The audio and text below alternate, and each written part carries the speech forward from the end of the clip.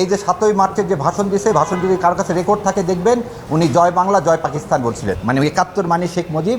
এই জিনিসটা সম্পূর্ণ মিথ্যা হচ্ছে। তখনকার যে deputy general lieutenant general Jacob, তিনি তার বইতে লিখছেন আওয়ামী লীগের তাজউদ্দিন আহমেদকে আমি ডাকছি, ডেকে বললাম তোমরা একটা প্রোগ্রাম সাহেব ইন্ডিপেন্ডেন্ট লেখো। তখন তাজউদ্দিন আহমেদ আমাকে বললেন আপনি লিখে দেন। তখন জ্যাকব সাহেব ওটা লিখে তাজউদ্দিন আহমেদকে দেয়। তাজউদ্দিন আহমেদ তখন কলকাতার কয়েকজন লয়ারকে ওটা দেখিয়ে তারপরে 17 তারিখে এটা কি হয়, এটা পাশ করা হয়। এবং 17 তারিখে যে মুজিবনগর যে সরকার যেটা মেহেরপুরে গঠন করা হলো, সেখানে বিএসএফ দিয়ে ওই জায়গাটুকু স্কডন করে ওখানে তারপরে এই 8-10 জনকে দিয়ে কি করা হয়, শপথ গ্রহণ অনুষ্ঠান করানো হয়, যেখানে ফরেন অনেক সাংবাদিকরা ছিলেন। সো সংবিধানে যে কথাটা বলা হলো যে আমরা আমাদের প্রোক্লামেশন বাংলাদেশ আওয়ামী লীগ ড্রাফট করছেন, এটা মিথ্যা কথা, এটা ইন্ডিয়া করছেন। দ্বিতীয় কথাটা বলছি যে স্বাধীনতার ঘোষণা সম্পর্কে, স্বাধীনতা ঘোষণা সম্পর্কে একে খন্দকারের বই আর রিমিন মানে তাজউদ্দিন সাহেবের মেয়ে, এই দুইটা বই থেকে দেখালাম যে তাজউদ্দিন সাহেব টেপ রেকর্ডার নিয়ে গেছে, হাতে লিখে নিয়ে গেছে যে আপনি খালি সই করেন, করে একটা মুক্তিযুদ্ধের ঘোষণা দেন। উনি বলছেন নাকে তেল দিয়ে ঘুমাও, আমি 27 তারিখে হরতাল ডাকছি। তারপরে যখন জোরাজোরি করছে তখন বলছে তোমরা কি আমাকে দেশদ্রোহী বানিয়ে ফাঁসির কাস্টে ঝুলাবা। এই সব ঘটনা ঘটতেছে 25 তারিখে।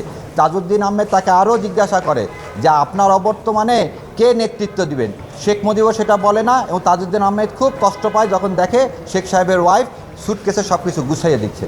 কারণ তাদের সাথে কথা হয়েছিল পুরান ঢাকায় একটা বাড়িও ভাড়া নেওয়া হয়েছিল, যেখানে শেখ সাহেব থাকবেন, এনাদের সবার সাথে থেকে যুদ্ধ পরিচালনা করবেন।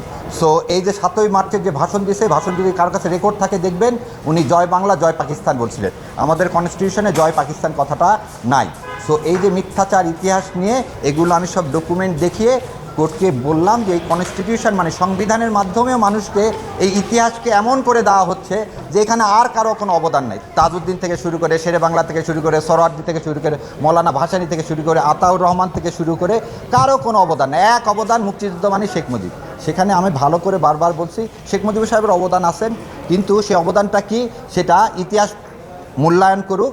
কিন্তু এই যেভাবে তাকে নবীর জায়গায় নিয়ে যাওয়া হচ্ছে, মানে 71 মানে শেখ মুজিব, এই জিনিসটা সম্পূর্ণ মিথ্যা। যে আমাদের যে প্রোক্লামেশন ইন্ডিপেন্ডেন্ট ছিল, তারপরে আমাদের পরবর্তীতে তার শপথ অনুষ্ঠান সব জায়গায় শেখ মুজিবুর রহমানকে বঙ্গবন্ধু ঘোষণা করা হয়েছে, কোথাও জাতির জনক ঘোষণা করা হয়নি।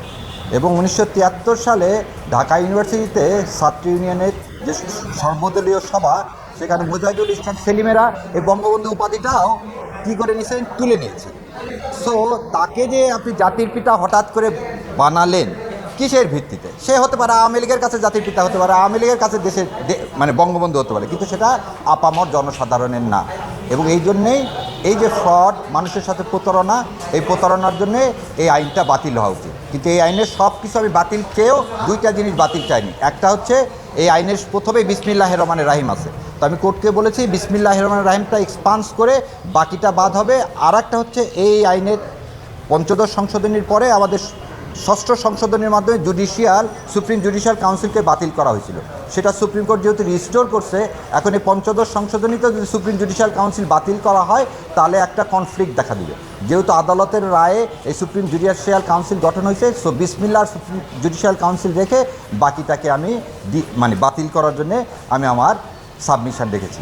আল্লাহর ইচ্ছা ইনশাল্লাহ মনে হয় হয়ে যাবে।